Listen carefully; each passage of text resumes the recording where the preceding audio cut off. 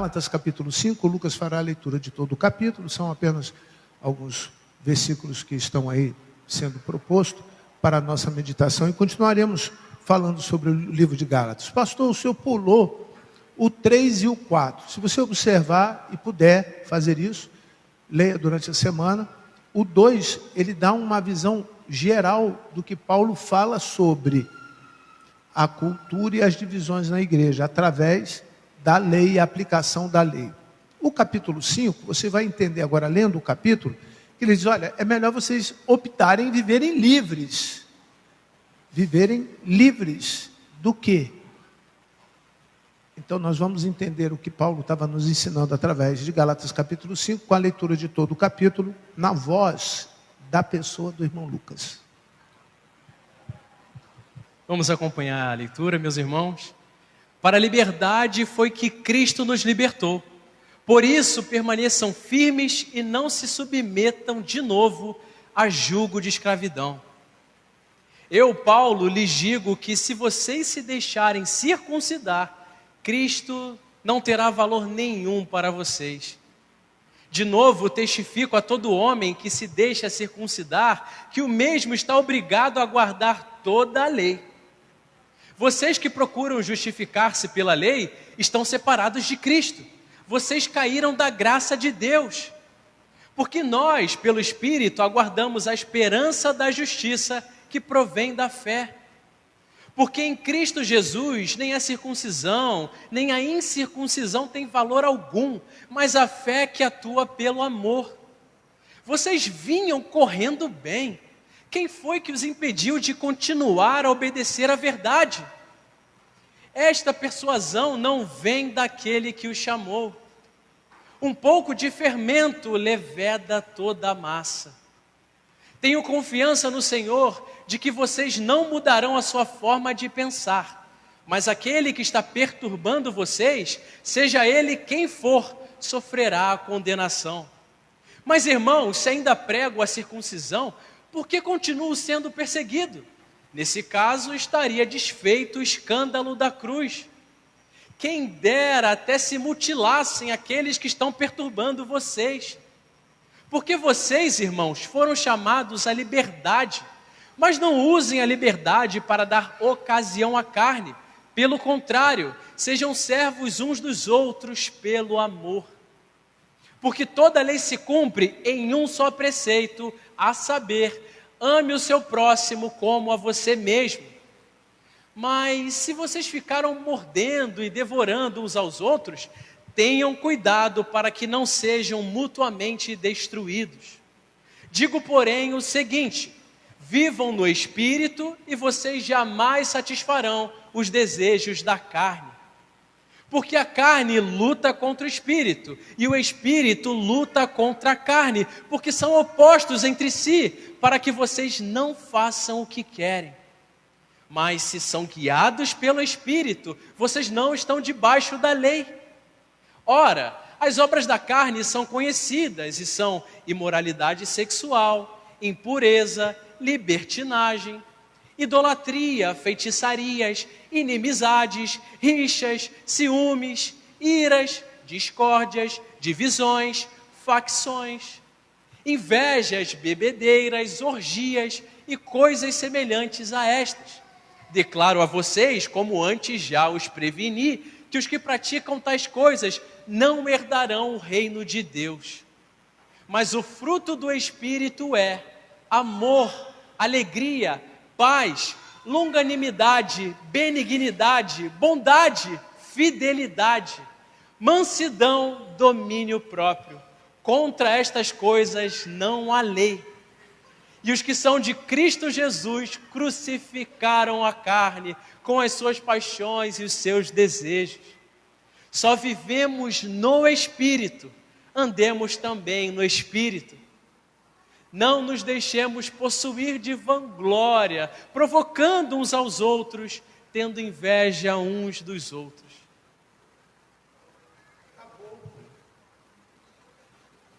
Obrigado, irmão. É maravilhoso o texto. Ele sabe, o apóstolo Paulo, que a tendência da igreja era se esquecer com facilidade de algumas das orientações que nós vamos aprender ou relembrar, ou até mesmo entendê-la de forma diferente. É fato de que a igreja, naquele tempo, o tempo do apóstolo Paulo, é igual à igreja de hoje. Ela pode não ter a estrutura eclesiástica e muito menos a complexidade do governo que hoje se estabelece sobre a igreja. Mas a maneira de se comportar era a mesma, porque eram feitas de pessoas. É baseado nisso que eu quero separar algumas questões que estão ligadas aos dois principais temas que foram mencionados pela manhã. A nossa cultura, e a cultura é o que está intrínseco do comportamento humano, que está gerando a você o seu comportamento, é o pilar do nosso comportamento, é a cultura, e também, dentro da cultura, o que nós destacamos pela manhã, são as divisões, os grupos, aquilo que mais afeta o crescimento do corpo. Nós sabemos por que afeta o crescimento do corpo. Porque as pessoas vêm, reconhecem que Jesus é o Senhor, mas elas não conseguem permanecer por muito tempo. Porque nesse momento entra a palavra do Senhor falando à igreja. Olha, o que o Espírito tinha que fazer já foi feito, já convenceu o pecador e fez com que ele chegasse até a minha casa. Agora vocês precisam cuidar disso. Os membros precisam ter essa importância. E Paulo fala isso de uma maneira muito clara, que todos nós temos a nossa importância. Numa outra carta, é claro, que nós chegaremos nela, mas ele dá a direção da importância dos membros do corpo. Todos têm a mesma importância, com funções diferentes, porém com a mesma importância. E agora, alguns versículos são destacados aqui no capítulo 5, versos 16 e 17, aonde eu tiro uma frase desses dois versículos para fazer o primeiro questionamento. Digo, porém, o seguinte, leiam comigo, por gentileza: vivam no Espírito e vocês jamais satisfarão os desejos da carne. É uma afirmação. Numa versão diferente desta, mas com a mesma informação, diz assim: quero dizer a vocês o seguinte: deixem que o Espírito de Deus dirija a vida de vocês, e vocês não obedecerão os desejos da carne. A própria Bíblia, ela é recheada de textos que dizem, ou que estão diretamente ligados ao comportamento do homem com o pecado. Uma das coisas mais importantes quando Deus falou com Moisés e deu a Moisés o decálogo, ou as 10 primeiras leis, era para que o homem pudesse diminuir a distância entre ele e Deus por intermédio de uma palavra chamada obediência. E agora a gente consegue perceber que essa palavra, por conta da cultura, por conta do comportamento social, por conta da nova era da igreja, essa palavra não é muito mais levada em consideração. Nós questionamos determinadas questões que estão diretamente ligadas à palavra obediência. A primeira questão do versículo diz assim: quero dizer a vocês o seguinte, ou seja, não é nada além do que está escrito. Precisa-se entender o que está escrito. Deixem que o Espírito faça a direção da vida de vocês. Se nós compreendermos que a direção da nossa vida, sem a direção do Espírito Santo, nós estamos indo por um caminho que não é o caminho de Deus. E o próprio Jesus diz como que é fácil o caminho que não leva para o céu. Como que é fácil, como que esse caminho é melhor para se andar. Ele é largo, não tem muitos obstáculos. Pelo contrário, existem facilidades para te afastarem de Deus. E aí o apóstolo Paulo, obrigado, irmão. O apóstolo Paulo, ele considera que a igreja já sabe qual é o caminho. E por que o apóstolo Paulo considera que a igreja já sabe o caminho? Porque esse foi o primeiro momento da nossa convivência com Jesus. Certamente o irmão já ouviu falar disso. E disse Jesus: eu sou o caminho, a verdade e a vida. É a primeira aproximação de Deus com o homem, é apresentando a solução para o perdido. Você que estava perdido agora tem uma direção, um caminho. Então nós temos as placas indicadoras, nós precisamos obedecê-las. Nós precisamos entender que elas existem para nos levar para perto de Deus. E aí, a nossa natureza, é isso que o apóstolo Paulo está dando destaque nesse primeiro momento do texto, nos faz olhar para outros caminhos. Esses outros caminhos, eles separam em alguns versículos, nós vamos vê-los, lá no versículo 19, que outros caminhos são estes. Versículo 19.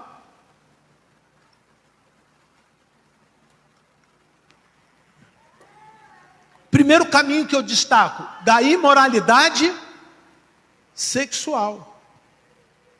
É um caminho sem volta. Existem pessoas que têm vícios nesta área, que passam a vida cristã toda tentando ser libertos, porque depois que ele entrou neste caminho, é muito difícil sair dele. Por isso que ele é o primeiro. Mas também tem o caminho da impureza. Não é somente a mente, não é somente aquilo que passa pelos nossos olhos, mas também aquilo que entra pelos nossos ouvidos, e aquilo principalmente que sai da nossa boca. Como é fácil ver irmão com mente suja. Como é fácil ver pessoas que convivem conosco na igreja com a mente poluída, com a mente contaminada, com a mente ainda do velho homem. Não matou a mente, não permitiu a mente morrer. Você lembra como Paulo trata dessas pessoas no capítulo 2? Por essa relação, ficou bem fácil agora você entender. São aqueles que se infiltram entre nós de uma maneira até que nos convence que de fato faz parte da nossa coletividade, faz parte do corpo, mas eles estão com a mente em outra intenção. E intenções essas que são vistas também nesse texto. Libertinagem. São pessoas que caminham por lugares que acham que podem fazer tudo. E estão certos disso. E a rebeldia está muito próxima de quem tem andado por esse caminho. Uma pessoa rebelde é porque ela questiona se ela deve ou não obedecer. Obrigado, amado.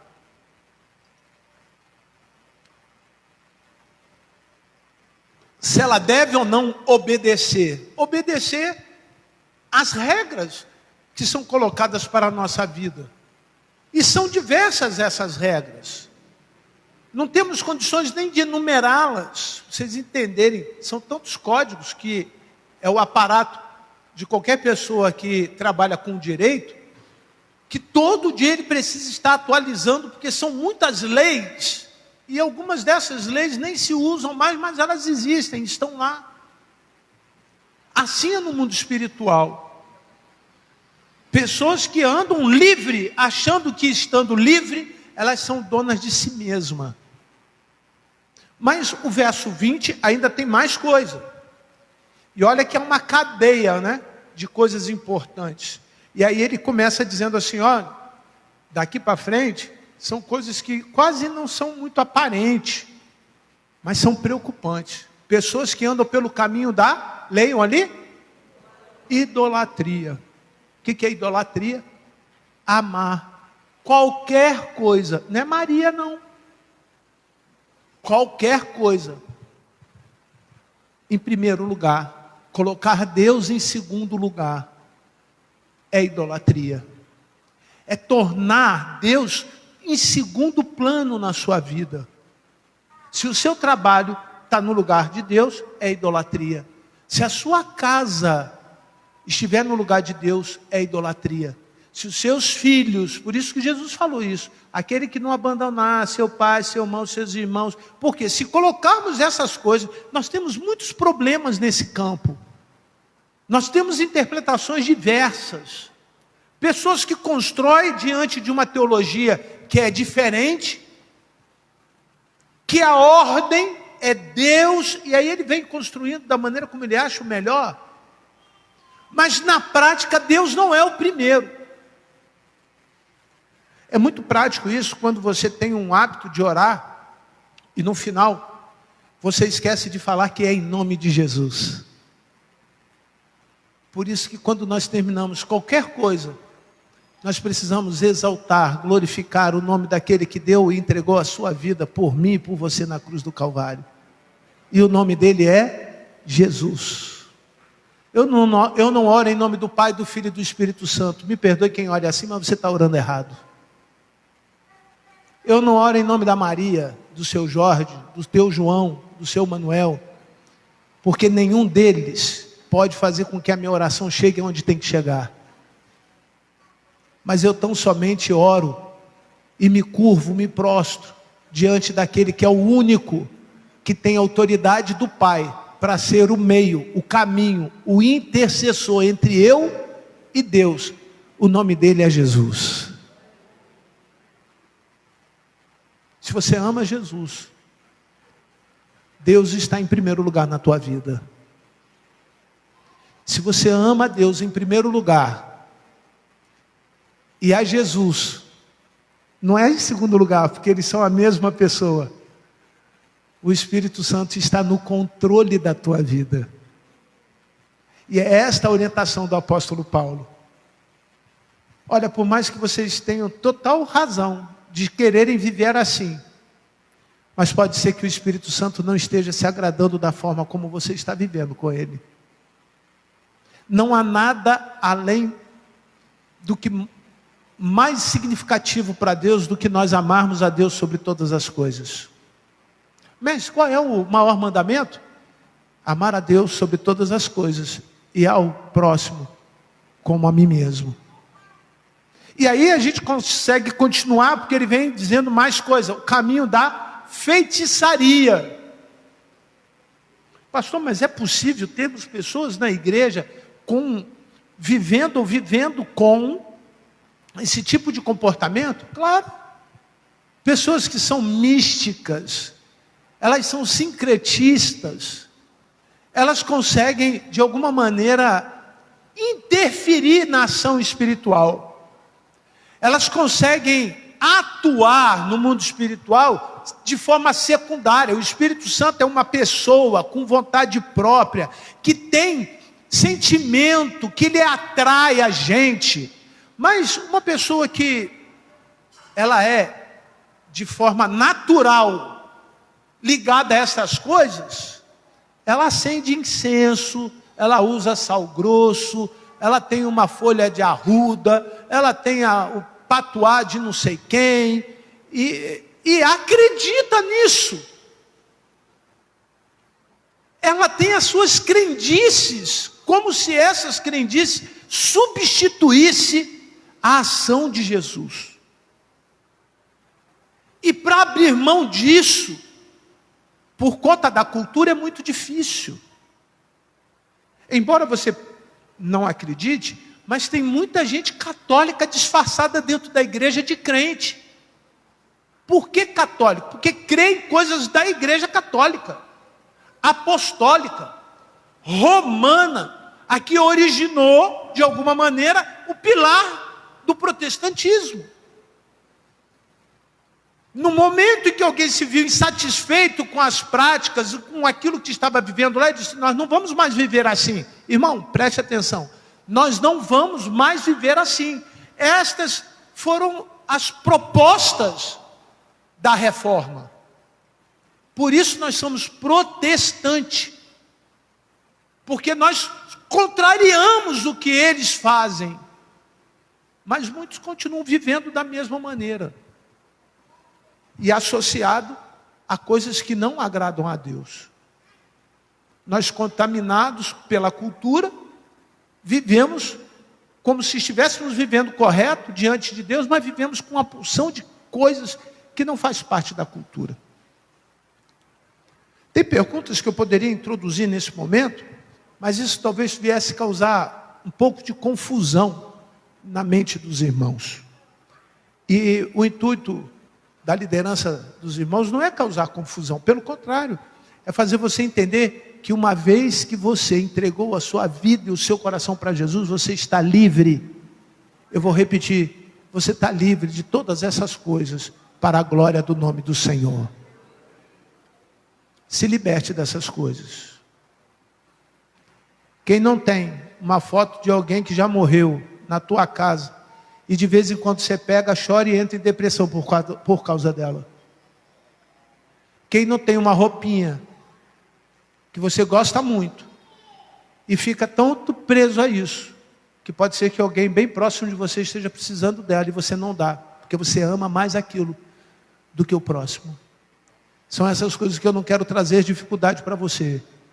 Mas eu tenho certeza que se fôssemos fazer aqui uma pergunta, uma pesquisa, um quiz, você teria mãos levantadas aqui. Porque muitas vezes você ainda está preso a coisas que nunca imaginaria que estão ligadas lá no mundo espiritual a pessoas que não têm a menor relação com Deus. Não é verdade? Isso não faz diferença na vida do santo? Isso não faz diferença na casa do santo? Isso não faz diferença na prosperidade do santo? Porque todas as vezes que eu e você nos contaminamos com essas coisas, nós impedimos a graça de Deus na nossa vida. Nós aceitamos a Jesus, mas não largamos os santos. Só trocamos o nome deles. Mas eu não quero parar aqui porque tem mais coisa. Caminho da inimizade. Isso dá pano para manga, né, pastor? Não dá? Caramba, o cara está em casa lá, de repente ele está em depressão por uma coisa que Deus já fez na vida dele, já libertou ele está lembrando lá da mãe, do pai, do João. Escravo do sentimento. Aí, meu pai do céu. Mas vamos seguir aí, por outro caminho, porque Deus não quer esse caminho para você. Amém, igreja? Você está sentindo o Espírito Santo falar contigo? Sabe? Não precisa ser roupa branca. Precisa ser roupa branca, porque nós associamos roupa branca a mãe de santo, etc. Né? Pode ser outro tipo de roupa, que esteja totalmente ligada a coisas que Deus não gosta. Você chega em casa e fala: Senhor, não quero nada disso. Aquele colarzinho que me deram, que eu sei que veio de lá do outro lado. Aquela coisinha que me passaram, que eu tenho para mim, que é a coisa mais importante do mundo, são as coisas que entram na tua vida e você não vê. Deixa eu beber um pouquinho de água aqui, irmão.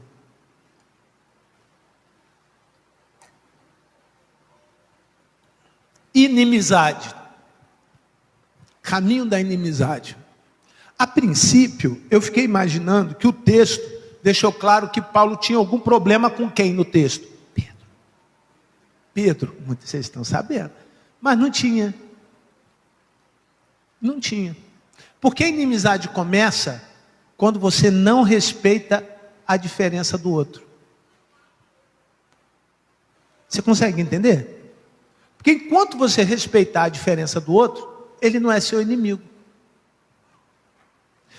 O caminho da inimizade é tornar alguém que poderia ser seu amigo, alguém que seja o quê? Seu inimigo. E o que que o inimigo faz? Tudo para que a tua vida dê errado.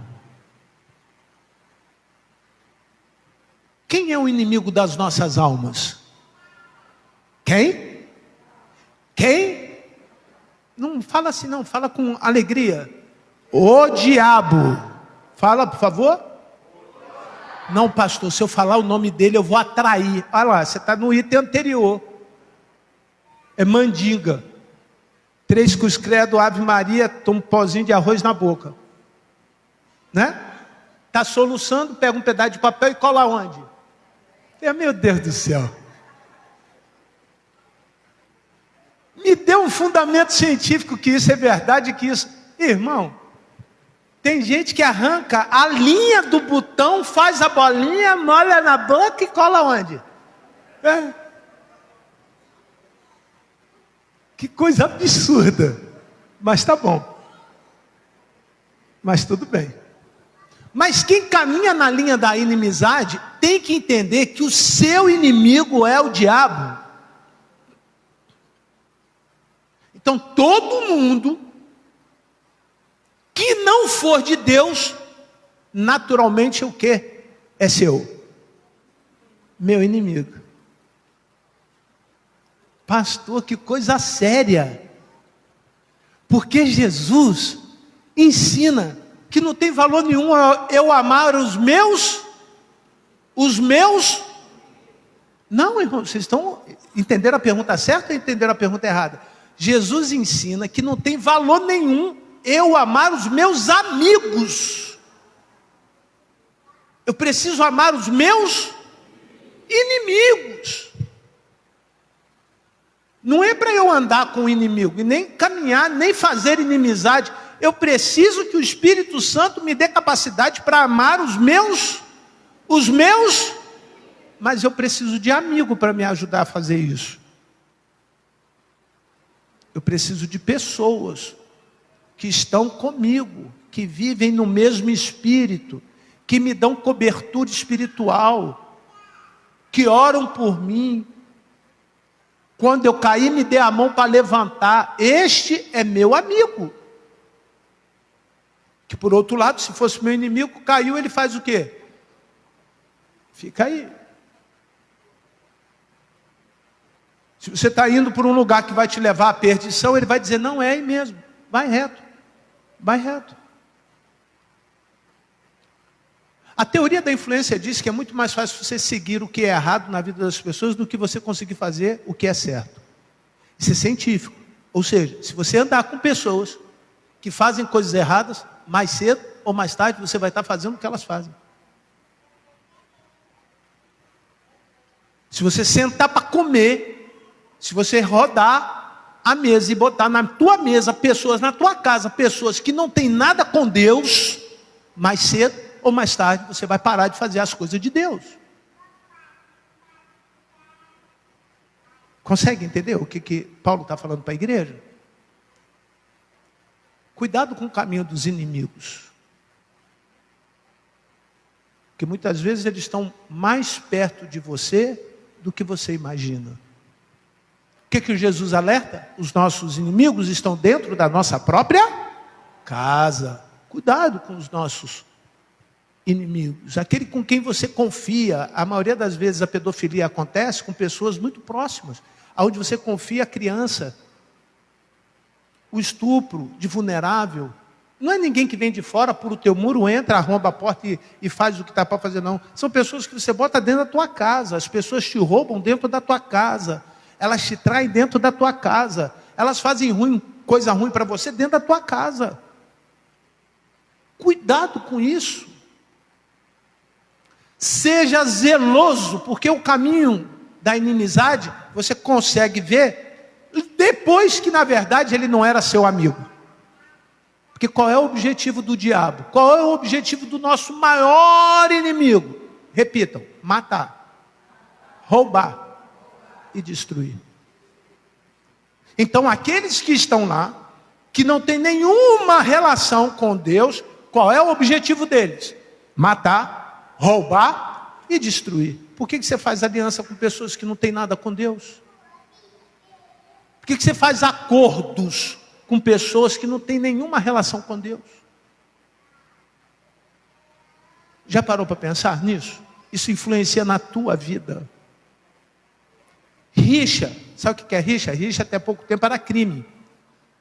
Agora foi dividido pelo o Código Penal em duas partes, né? Atentado grave à natureza humana e lesão corporal. E a lesão corporal ela pode ser objetiva ou subjetiva, mas são princípios doutrinários jurídicos que não vem ao caso. Rixa é assim: o cara quer brigar com qualquer um de qualquer jeito. Ele adora o quê? Confusão. Isso eu tenho tentado falar para os meus filhos. Meu filho, fuja de confusão. A vida já é enrolada demais para você ver um barulho e você ir lá querer saber o que está acontecendo. já sem querer saber o que está acontecendo, muitas vezes respinga em você. Imagine se você se meter, se cada um aqui tomasse conta da sua própria vida, seria uma beleza. O que Jesus fala a respeito disso? O que o Senhor fala a respeito disso? Que existem pessoas, já no tempo de Jesus, que estava sempre preocupado com a vida do outro. E aí Jesus fala, olha, tira o que está no teu olho primeiro, antes de você querer ver o que está no olho do irmão. Você consegue entender isso? Só que a igreja não pratica isso. Aí tem o quê? Confusão. É o irmão que fala uma coisa pela metade, que não entende a verdade, que não entendeu o contexto. Aí passa para um lado, passa para o outro. Quando você vê, irmão, está um barulho desnecessário no meio do coletivo. E aí aquele irmão que está chegando não consegue lidar com isso, faz o quê? Vai embora. Perdeu. E quem perdeu foi o Senhor. Cuida da tua vida, irmão. Para de querer saber o que está acontecendo na vida alheia. Já é grande demais o problema que você tem lá dentro da tua casa. E se não tem, peça o Senhor para te dar, para aprender a fazer com que você tenha única, exclusivamente dependência desse Espírito. Eu não quero que os meus filhos cresçam trazendo o problema dos outros para mim. Eu já tenho problema demais. Porque todas as vezes que os problemas deles chegam até a minha casa, vira problema meu. Não é assim? Aos pais? Aos pais? Davi na faculdade, se tiver problema, o problema é de quem? Do Davi. É do Davi? Não é não, Davi. Você pode até bater no peito, igual os meus fazem. É meu, mas não é. Quem não dorme é a Adriana e o Luiz. Quem não dorme lá em casa sou eu e a dona Rosângela. Quem não dorme na tua casa é teu pai e a tua mãe. Porque o filho é sempre filho. E lembra da palavra que estava lá no início? Qual era? Obediência. A minha mãe fazia questão de dizer isso. Meu filho, obediência faz milagre. Você obedecer, coisas extraordinárias da parte de Deus acontecem na tua vida. Você desobedeceu, meu irmão, o preço é alto, muito alto. Mas o que mais? Segue comigo. Caminho de quê? Ciúmes. Não, irmão, volta um pouquinho aí. Ciúmes. É muito comum as pessoas terem ciúmes. Eu queria pensar um pouquinho sobre o ciúme de coisas, das coisas materiais. Isso é bom? Claro que não. O ciúme das pessoas, isso é bom? Um dado importante para você entender: no mês de janeiro até hoje, nós tivemos 67 feminicídios. Sabe o que é isso? Ao término de um relacionamento, o homem ou a mulher chegou à agressão de vias, de fato, e matou o companheiro ou a companheira. E todos dizem que é por conta de quê? Ciúme. É mal resolvido.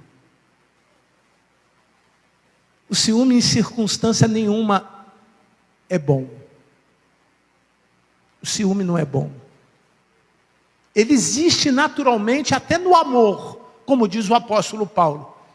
O amor não arde em ciúmes. Então, se ele considera que existe um limite disso, é porque está lá. Está implícito, está escondido por trás de alguma coisa. Mas, irmão, quando você entra nesse caminho, quero dizer aos irmãos que não tem nada mais importante neste lugar do que Jesus. Eu vou repetir. Não tem ninguém mais importante neste lugar do que Jesus. Eu vou repetir para a igreja isso. Não tem ninguém mais importante aqui do que quem? Então qualquer coisa que você faça tem a mesma importância do que o outro irmão está fazendo. Porque o mais importante aqui, quem é? Jesus. Tudo tem que ser em direção dele. Tudo tem que ser para ele. Pastor, por que o senhor nunca me colocou em lugares de destaque na igreja? Porque ainda que você seja o menor aqui, O seu lugar de destaque, quem tem dado e quem vai dar é Jesus. Ainda que você seja o porteiro, ainda que você só lave o banheiro, ainda que você só tire o lixo, ainda que você faça aquilo que ninguém gosta de fazer, pode ter certeza que é a mesma importância do que tudo aquilo que os outros acham que é importante, e a mesma graça, o mesmo amor, a mesma bondade, a mesma misericórdia que vem da parte de Deus está disponível para você, porque nós não somos diferentes diante do Senhor. Percebe que nós muitas vezes entramos no caminho do ciúme sem querer? Poxa, o pastor gosta tanto do irmão Antônio, todo culto ele cita o irmão Antônio, ele nunca citou meu nome no culto, o pastor está lá orando pela vida do irmão Antônio, eu sei porquê, o irmão Antônio sabe porquê, e você também deveria saber porquê. Não é porque ele é mais ou menos importante, é porque neste momento, nesse exato momento, aquilo que Deus começou a fazer na vida dele, esses dias ele me cercou na porta e me disse algo que num tempo oportuno ele vai dizer para a igreja, para a glória do Senhor Jesus. Porque o que é importante que Deus está fazendo na vida dele, será importante para a vida da igreja, em nome de Jesus. Não é isso, irmão Antônio?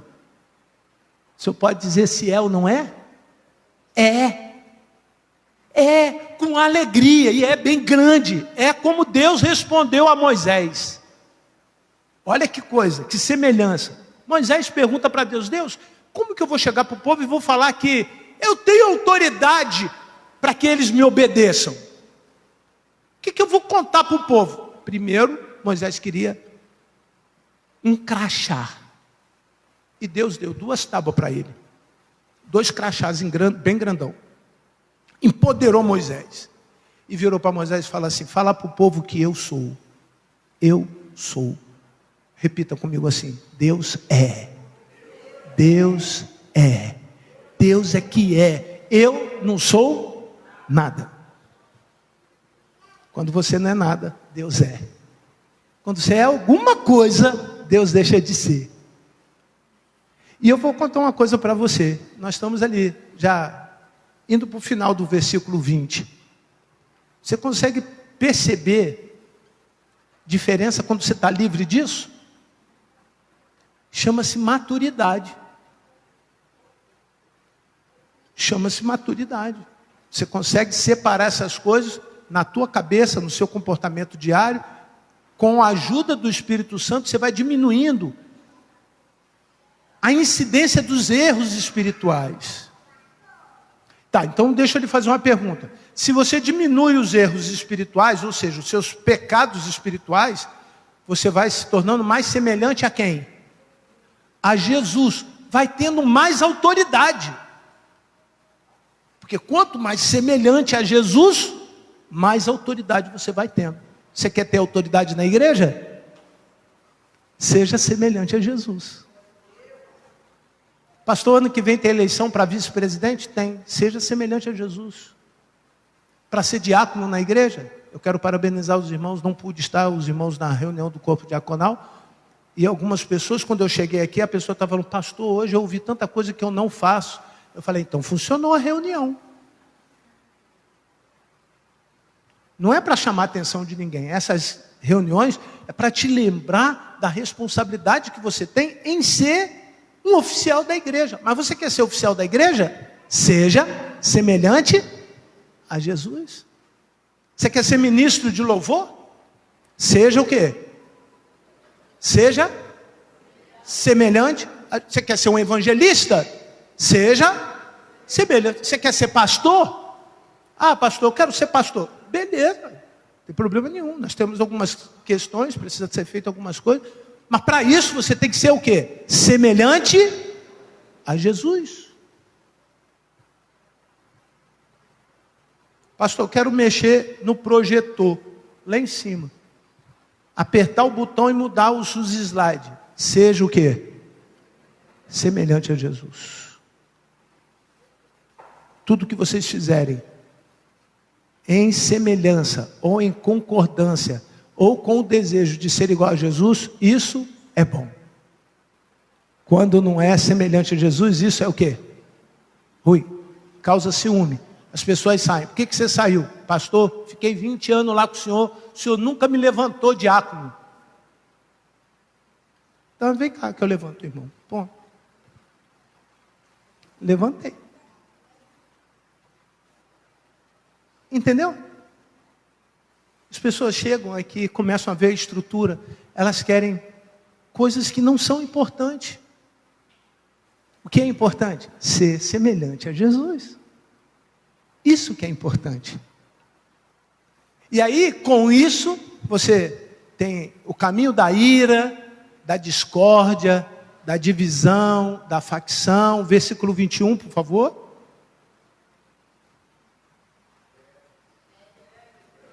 Leiam, por favor.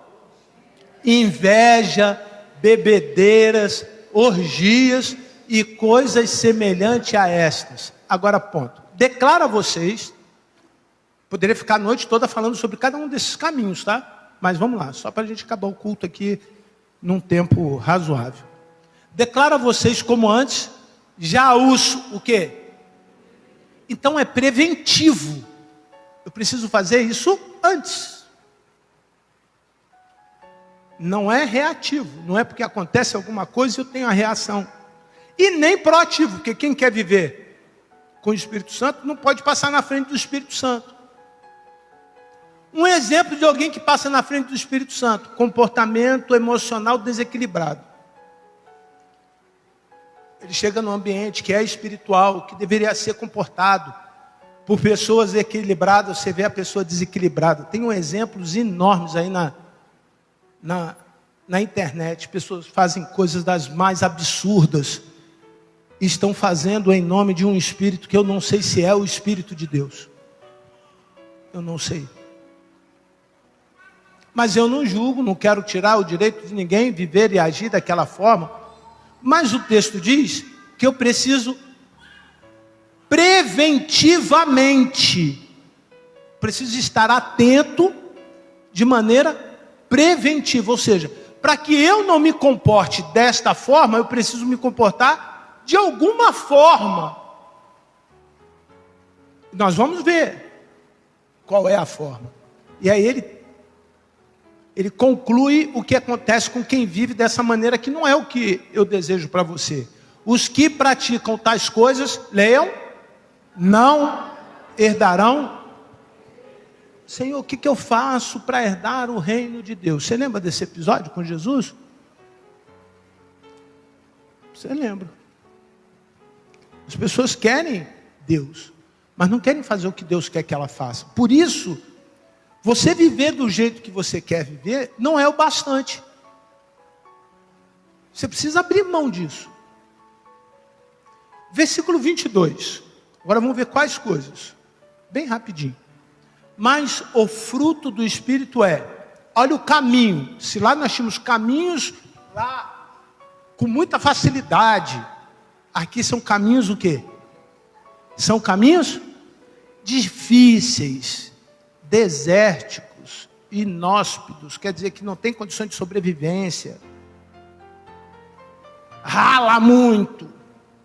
Esse é o caminho que você está. Esse é o caminho que eu optei para a minha vida. Qual é? Primeiro, amor. É fácil amar? Não. É fácil amar a Deus sobre todas as coisas e o teu próximo como a ti mesmo? Não. É fácil amar o seu pai? É? Não, não é fácil. É fácil amar seu irmão? Não é fácil. É fácil amar seu vizinho? Não é fácil. Agora vamos lá lembrar. É fácil amar seu inimigo? Quase que caiu. Não, não é fácil. Mas isso é uma opção. Você deve começar a andar nesse caminho. E o que produz esse caminho quando você começa a amar? O amor do Pai é visto através de você. As pessoas começam a ver Deus, Jesus Cristo, através das suas ações. E o que mais? A alegria. É fácil ficar alegre hoje? Vocês sabiam que vai aumentar a conta de luz? a partir do próximo mês, já foi declarado hoje. Vocês estão felizes com quanto que custa 1 quilowatt de hora de luz? Estão felizes? Estão? Não, com certeza não. Mas vai aumentar. É fácil ter alegria no dia de hoje? Não. É fácil ter paz nos dias de hoje? Não. Nem lá fora, nem dentro da igreja, nem dentro de casa, no trabalho. Tem pessoas que vivem numa insegurança tão grande que elas saem com medo e voltam com medo, e o medo gera uma coisa ruim aqui. Quando você vê, você está com problema de ir ao banheiro, sabe? Você está com problema no fígado, não funciona direito o teu rins. Não é porque você não bebe água, não, porque beber água é algo natural do ser humano. A gente carece, às vezes nós precisamos, inclusive por uma questão de hábito, beber mais água. Mas está acontecendo aqui uma porção de coisa que te traz medo, que mexe aqui, aí nada funciona. Nada funciona. A paz que eu e você precisa, só encontramos com Jesus. Pastor, de que maneira? Isso aí eu já sabia. Mas lembra que eu falei? Quando você abre mão daquelas coisas que tiram de você a sua semelhança com Cristo, vamos fazer por associação. Isso é um princípio muito lógico. Se eu tenho mais coisa ruim na minha vida, eu sou mais semelhante a Ele. Se eu tenho mais coisas boas na minha vida, eu sou mais semelhante a este. Amém? Se eu largo isso que me fazia semelhante ao diabo, eu agora estou, por associação, tendo mais semelhança de Cristo. Eu tenho mais de quem? Quem é o príncipe da paz? É nome de Jesus. Quem é o príncipe da paz? Se eu tenho mais relação com Jesus, eu tenho mais paz. Quanto mais semelhança de Cristo, mais paz. Pastor, eu preciso mais dessa paz. Seja mais semelhante a Cristo. Pastor, mas o que ele fazia que eu preciso começar a fazer? Você já leu em Mateus. Mas a partir do capítulo 5, 6, 7 e 8, estão ali todas as lições necessárias para você ser semelhante a Jesus. Capítulo 1, o nascimento. Capítulo 2 fala um pouco mais daquilo que Jesus veio através de João Batista. Capítulo 3 fala do que é a genealogia, o que iria acontecer com Jesus. Capítulo 4, a tentação. Capítulo 5 começa o sermão do monte. E aí, a partir daí, ele começa a falar como é que ele espera que eu me torne igual a ele. Bem-aventurado. Está lá escrito. Feliz, paz. Você vai ter paz se fizer aquilo que está lá. Se você não sabe o que está lá, você leia. Pega na porta da geladeira. Em vez de botar a receita do bolo, você bota lá a receita para viver uma vida semelhante a Cristo. E você vai ver como a sua vida vai mudar. Como a vida de um homem muda quando ele decide ter paz semelhante a Jesus. O caminho da longanimidade, da benignidade, da bondade, da fidelidade. Segue, por favor, o versículo 23. Mansidão, domínio próprio, ponto. São caminhos que a gente poderia ficar também muito tempo falando sobre eles. Mas o que me interessa agora é o que acaba o texto, dizendo o quê? Leio, para finalizar. Contra estas coisas não tem regra. Sabe o que Deus está falando por intermédio do apóstolo Paulo? Faça do seu jeito, mas faça. Não tenta copiar de ninguém, não. Seja semelhante a Cristo do seu jeito. Olha como é. Não é semelhante a Cristo. Sejam meus imitadores assim como eu sou de Cristo. Ele tinha um jeito próprio. A ponta de referência, o início da competência dessa transformação é o que Paulo me pede para eu seguir. Não é o manual segundo o pastor Manuel Ferreira, ou então o Abner Ferreira, ou Silas Malafaia, ou o John Smith, ou o pastor Carlos Eufrásio da Cruz. Nada disso. Esse Espírito Santo faz você, ainda sendo diferente de mim, uma semelhança que nos faz tão junto que nós não conseguimos mais viver separados. Isso eu chamo de eternidade. Quando a gente morre, a gente consegue entender que o céu é céu porque eu sei que lá estarão os salvos. Amém? E quem são estes que são considerados salvos? São os que são semelhantes a Cristo, que foram semelhantes a Cristo aqui na terra. Imagine, todo mundo igual a Moisés, o bigode. Todo mundo igual o irmão José Trindade. Vai dar certo, irmã? Irmã, a irmã que dorme e acorda com o Zezinho, vai dar certo? Todo mundo igual o José? Não. Vai dar certo? Não dá. Casado de novos, vai dar certo, irmãs? Todo mundo igual o Luquinha? Irmã e esposa, que agora os dois são um só. Responde. Não. Já imaginou 300 Luquinha lá na tua casa? Um só já é difícil, né? Claro, nós somos difíceis. Consegue entender? Agora, cada um semelhante a Cristo, aquilo que era diferente, nós nos tornamos o quê? Iguais. Aí não tem divisão, aí não tem facção, aí não tem ira, aí não tem, porque nós abandonamos isso e nos tornamos semelhantes a quem? A Cristo. Fica mais fácil conviver assim.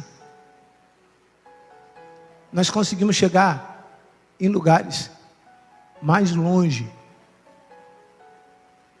E se você deseja chegar a algum lugar na sua vida cristã, irmão, eu espero que seja o céu. E para isso, você precisa se tornar semelhante a Jesus. Feche os seus olhos. Convido os irmãos do Ministério de Louvor.